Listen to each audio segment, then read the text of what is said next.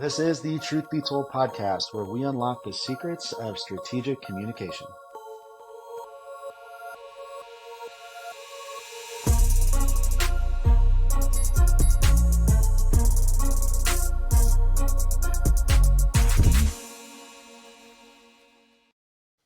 If you've ever been a part of a conversation where afterwards you thought to yourself, man, I could have done better. That was not a good showing. I wish I could have a do-over. Maybe it was a job interview where you left a lot on the table. Maybe it was the first impression, meeting somebody new, and you really just didn't give it your best showing. Maybe it was a professional setting and you had a negative interaction with your boss or a vendor or a coworker. Maybe it was with your kids or your significant other and you thought, hey, I could have handled that conversation a little bit better. Well, if any of those things apply to you, then you're in the right place. This is the Truth Be Told podcast, and I am your host, Dave Thompson, a certified forensic interviewer, and I have the unique opportunity to bring to you episodes that have conversations and discussions around unlocking the secrets to strategic communication. We're going to talk about, in its simplest form, what we say and how we say it, how that impacts how somebody might hear it, what they hear, how they might respond, and how that kind of formula might impact the dynamic of the entire relationship and the end goal of what we're looking for in that conversation. We bring it to you with a really unique lens. I have the opportunity to represent both Wicklanders, Olowski and Associates, an international training firm, and the International Association of Interviewers. Both of these groups are primarily focused on bringing science into practice in the terms of investigative interviewing, teaching private sector organizations and law enforcement professionals from across the globe on how to try to get information from people that may not want to give it. And how do you do that in an effective way that's grounded in science, ethics, and effectively getting reliable results? Our goal, though, on this podcast is to try to take that concept and that perspective through both our experience and all of our guests and bring it to you in your everyday life. Whether you're an HR professional, you work in the loss prevention field, you're in law enforcement, or you're just a regular human that interacts with other humans all day, every day, and you want some suggestions on how to be a better communicator. We're going to talk in general about 5 different themes intertwined throughout all of our episodes. And today I just wanted to give you a brief description of what those 5 takeaways might be. The first one that we're really going to focus on in every conversation is strategy and preparation. And again, this might be well outside an interview room, but before we enter a difficult conversation with someone, maybe it's an argument with a spouse, maybe it's trying to give feedback to an employee, it's important to start to think about what resistance might they have? What's their day like? What's their perspective on the issue? Am I the right person for that conversation? Is there evidence that might support or dispute my claim? And what's my plan? What's my mindset? We're going to talk to several guests that have experience in a variety of different, whether it's investigative strategies, negotiation tactics, sales processes, and trying to figure out what is the commonality of all of these that produces a most effective and successful result.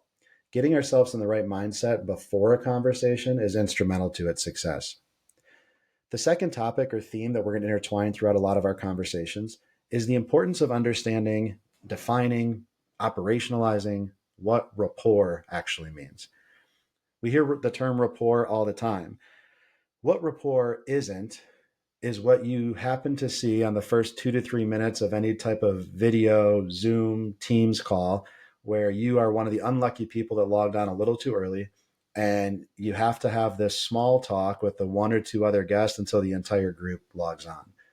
Those 2 or 3 minutes where you're talking about the weather, how busy your day is, or whatever's in the background of your Zoom screen is the introduction maybe to rapport, but it's not as strategic and defined as we're really going to get into. When we talk about rapport, we're going to talk about things like the importance of transparency, empathy, autonomy, empowering another individual, understanding where they're coming from. How do we de-escalate a situation? How do we develop rapport with somebody we have nothing in common with? We're going to talk about what the similarity principle is. But we're also going to talk about how can you engage with someone and be your genuine self to try to have a more effective and productive conversation. The third theme or topic that I want you to think about today, that we're going to talk more about in our episodes, is how do we make sure that we ask the right questions at the right time in the right context. We've actually seen a lot of really experienced interviewers are not that great at asking the best types of questions.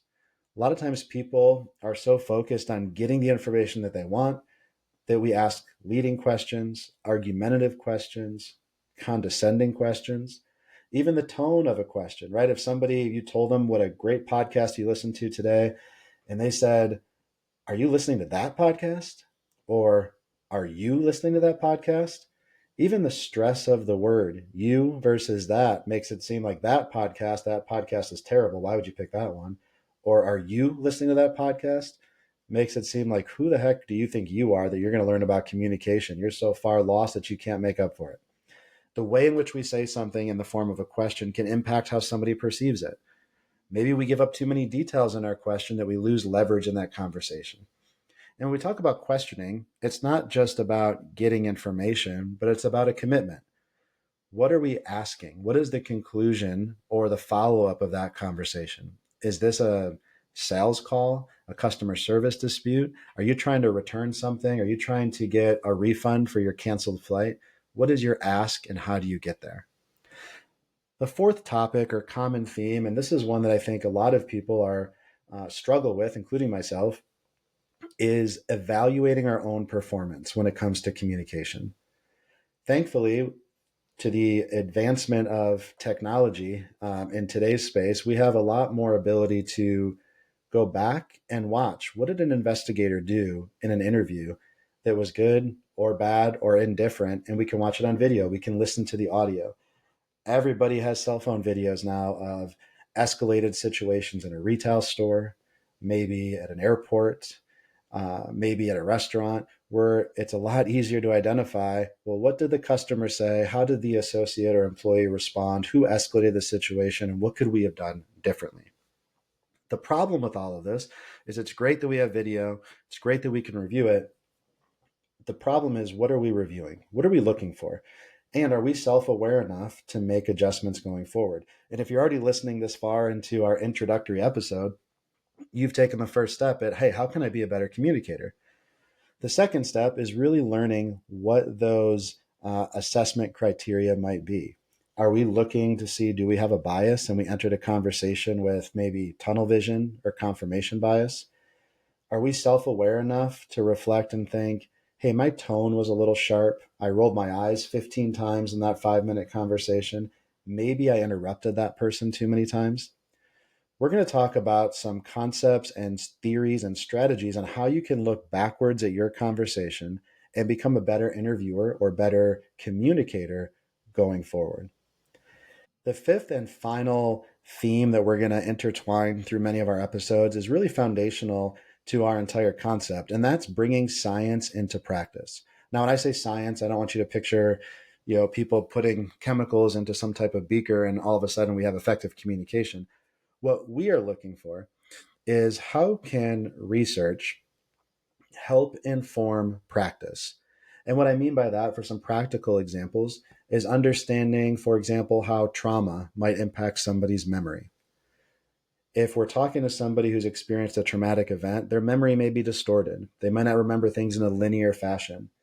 Their emotions may be inconsistent with what we would expect their emotions to be.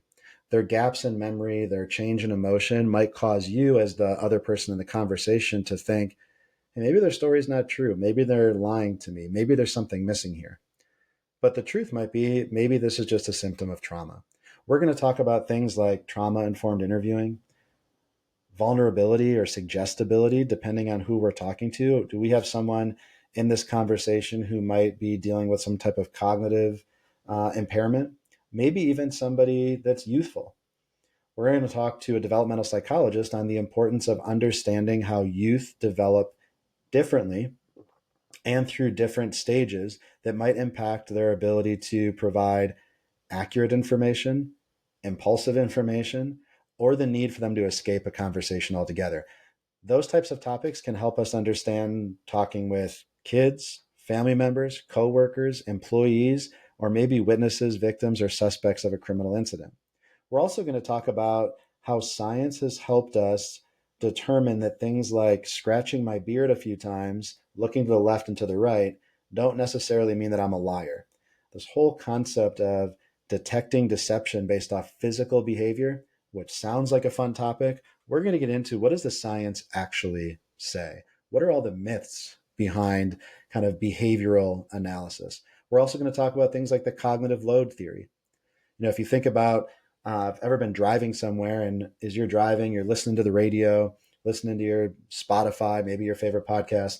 And as you get closer and closer to your destination, maybe it's a new restaurant you're going to, and you're trying to find where to park, you turn the radio down, which seems to make no sense, right? We turn the radio down so that we can see better. But the concept here is we have so much cognitive load. We're processing so much at one point, at one time, that we try to narrow our focus. That same thing can happen in high stress conversations. Whether you're negotiating something, you're in an argument, you're trying to get somebody to give you information. If we've got so much going on internally, we may not be effective communicators, and we're definitely not being good active listeners. So we're going to talk about how science can help us inform practice, which makes us better at communicating.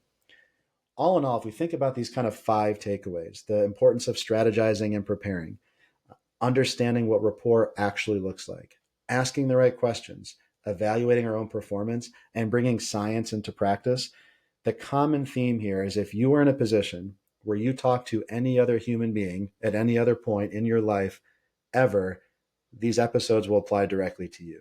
Our goal is to try to give you the tools and the information to become better communicators. Our guests are going to include research scientists and scholars from multiple disciplines, criminologists, psychologists.